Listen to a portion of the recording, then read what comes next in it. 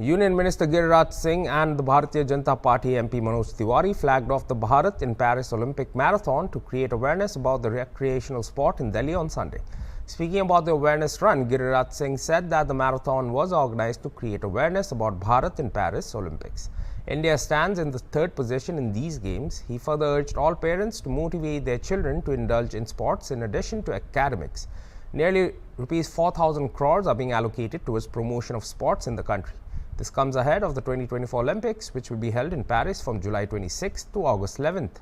113 Indian athletes have qualified for the Olympics this year. The Indian Olympic Association has launched the Bharat in Paris campaign to create awareness and promote sports across India ahead of the Paris Olympic Games. मैं ये देख रहा हूँ कि Bharat in Paris awareness के लिए आज marathon दौड़ शुरू हुआ, जिसके लिए हम सब यहाँ इकट्ठे हुए। लेकिन इसके पीछे आप देखो कि दुनिया कहाँ जा रहा है। अब ई गेम्स में भारत दुनिया के तीसरे नंबर पर है।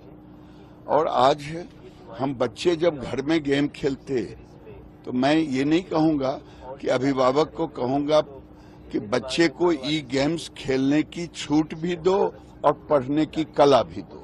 मैं ये जरूर कहूंगा कि जब से नरेंद्र मोदी की सरकार आई है, पहले 400 करोड़ रुपया इसके केवल फंड होते थे, आज लगभग 4000 करोड़ है डायरेक्ट फंड, और उसके बाद अलग अलग हिस्सों में अलग अलग, और हम पदक भी जीत रहे हैं।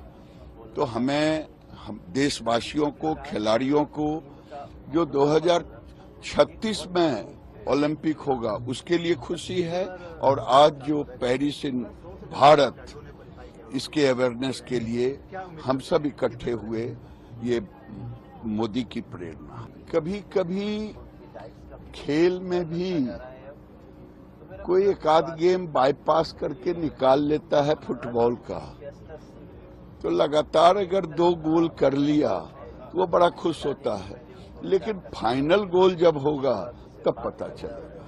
अगला जो ओलंपिक है वो पेरिस में है। भारत की टीम से भारत को बहुत उम्मीदें हैं और इसलिए लोग दुआएं कर रहे हैं, लेकिन ये एक बड़ा इवेंट है मैराथन का। जो ये मैराथन ही हो रहा है पेरिस में, भारत के खिलाड़ियों को ज्यादा से ज्यादा पदक मिले, इसका मनोबल बढ़ाने के लिए, और हम लोग इसमें भाग ले रहे हैं। मेरा पूरा विश्वास है कि इस बार ये जो दिल मांगे मोर, तो और ज्यादा पदक निकल के आएंगे, और हम लोग अभी से उनको चीयर कर रहे हैं। अभी मैंने पूरा ध्यान से नहीं देखा है, बाकी जो भी हो वो जीते हैं तो उनको बधाई, लेकिन आगे कम से कम अब तो ईवीएम पे नहीं कूदना चाहिए उनको। अब तो उनको लोकतंत्र में विश्वास रखना चाहिए। अब तो कम से कम जो जीता है उसका कदर करना चाहिए। तो हम तो अगर वो जीत के आए होंगे, जो भी ये, हालांकि वो इंडिया ब्लॉक कुछ है नहीं।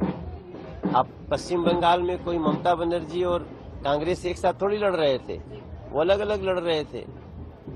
तो लेकिन फिर भी जो जीता है उसको बधाई, और जो जीते हो उनको लोकतांत्रिक तरीके से देखिए। आप जीतो तो लोकतंत्र, और दूसरा जीते तो लोकतंत्र खत्म। ये नियत को जरा बदलिए। यही तो लोकतंत्र है, यही डेमोक्रेसी, यही खूबसूरती है। जो जीते वो लोकतंत्र का सम्मान करे, और जो नहीं जीत पाया वो अपनी पराजय की समीक्षा करे।